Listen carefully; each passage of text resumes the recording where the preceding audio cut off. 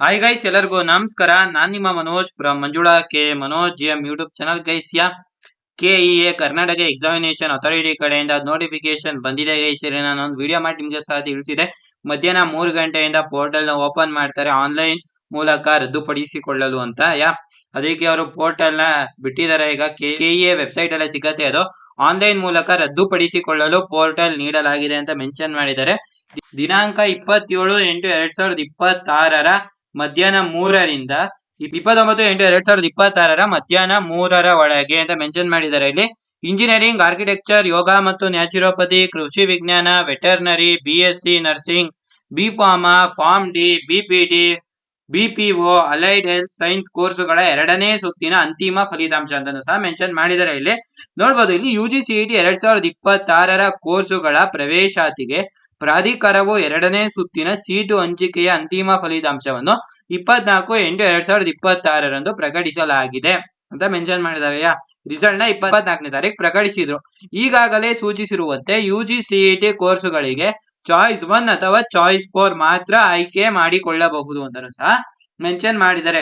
Seat ಹಂಚಿಕೆಯಾಗಿರುವ ಅಭ್ಯರ್ಥಿಗಳು ದಿನಾಂಕ 25/8/2026 27/8/2026 choice ಗಳನ್ನು ಆಯ್ಕೆ ಮಾಡಿ ಶುಲ್ಕ ಪಾವತಿಸಿ ದಿನಾಂಕ 28/8/2026 ಸಂಬಂಧಿಸಿದ ಕಾಲೇಜಿನಲ್ಲಿ ಪ್ರವೇಶ ಪಡೆಯಬಹುದಾಗಿದೆ ಅಂತ ಸಹ ಮೆನ್ಷನ್ ಮಾಡಿದ್ದಾರೆ.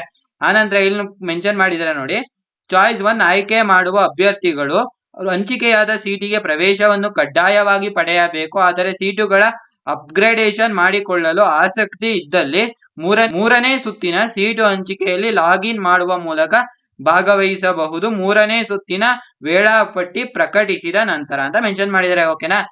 ಥರ್ಡ್ ರೌಂಡ್ ಇದು ಶೆಡ್ಯೂಲ್ ನ ಬಿಡ್ತಾರೆ. ಅವಾಗ ನೀವು 3ನೇ ರೌಂಡಿಗೆ ಭಾಗವಹಿಸಬಹುದಾಗಿದೆ. ಸರಿನಾ.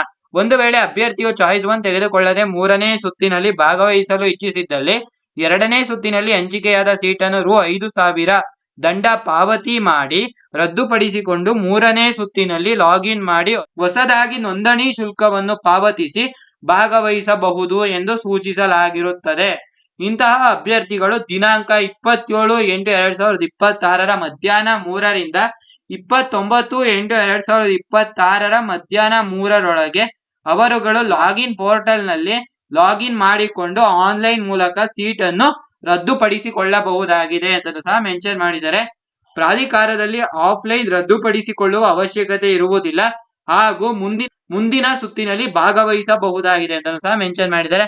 ಇಲ್ಲಿ ನೋಡಿ, ಇಲ್ಲಿ ಗಮನಿಸಿ, ಮೆಡಿಕಲ್ ಮತ್ತು ಡೆಂಟಲ್ ಆಪ್ಷನ್ಸ್ ಎಂಟ್ರಿ ಮಾಡಿ ಅವರಿಗೆ ಈ ಸೀಟುಗಳು ಹಂಚಿಕೆಯಾಗದೆ ಇತರೆ ಸೀಟುಗಳು ಹಂಚಿಕೆಯಾಗಿದ್ದು ಇವರಿಗೆ ಹಂಚಿಕೆಯಾಗಿರುವ ಸೀಟುಗಳನ್ನು ಇಷ್ಟವಿಲ್ಲದಿದ್ದಲ್ಲಿ ಚಾಯ್ಸ್ 4 ಹಾಕುವುದು ಸೂಕ್ತ. ಚಾಯ್ಸ್ 4 ಹಾಕಿದರೂ ಮೆಡಿಕಲ್ ಅಥವಾ ಡೆಂಟಲ್ ಆಪ್ಷನ್ ಎಂಟ್ರಿ ಮಾಡಿರುವುದರಿಂದ ಅವರು ಮೆಡಿಕಲ್, ಡೆಂಟಲ್ 2ನೇ ಸುತ್ತಿನಲ್ಲಿ ಭಾಗವಹಿಸಬಹುದಾಗಿರುತ್ತದೆ ಅಂತ ಮೆನ್ಷನ್ ಮಾಡಿದ್ರೆ. ನೀವೇನಾದ್ರು ಮೆಡಿಕಲ್, ಡೆಂಟಲ್ ನ ಸಹ ಎಂಟ್ರಿ ಮಾಡಿದ್ರೆ ನೀವು ಆರಾಮ್ಸಾಗಿ ನೀಟ್ ಇಂದ ಸೆಕೆಂಡ್ ರೌಂಡ್ ಅಲ್ಲಿ ಆರಾಮ್ಸಾಗಿ ಭಾಗವಹಿಸಬಹುದಾಗಿರುತ್ತೆ ಅಂತಾನು ಸಹ ಮೆನ್ಷನ್ ಮಾಡಿದರೆ. ಓಕೆನಾ ಗೈಸ್, ಈ ಒಂದು ವಿಡಿಯೋ ನಿಮ್ಗೆ ಹೆಲ್ಪ್ ಆಗಿದೆ ಅಂತ ಅನ್ಕೋತೀನಿ. ಈ ಒಂದು ವಿಡಿಯೋ ಹೆಲ್ಪ್ ಆಗಿದ್ರೆ ಒಂದೇ ಒಂದು ಲೈಕ್ ಮಾಡಿ. ಜೊತೆಗೆ ನೀವು ನಮ್ಮ ಚಾನಲ್ಗೆ ಸಬ್ಸ್ಕ್ರೈಬ್ ಆಗದವರೆ ದಯವಿಟ್ಟು ಸಬ್ಸ್ಕ್ರೈಬ್ ಆಗಿ ಜೊತೆಗೆ ಪಕ್ಕದಲ್ಲಿರುವ ಬೆಲ್ ಐಕಾನ್ ಅನ್ನು ಕ್ಲಿಕ್ ಮಾಡಿ ಗೈಸ್. ಜೈ ಹಿಂದ್, ವಂದೇ ಮಾತರಂ.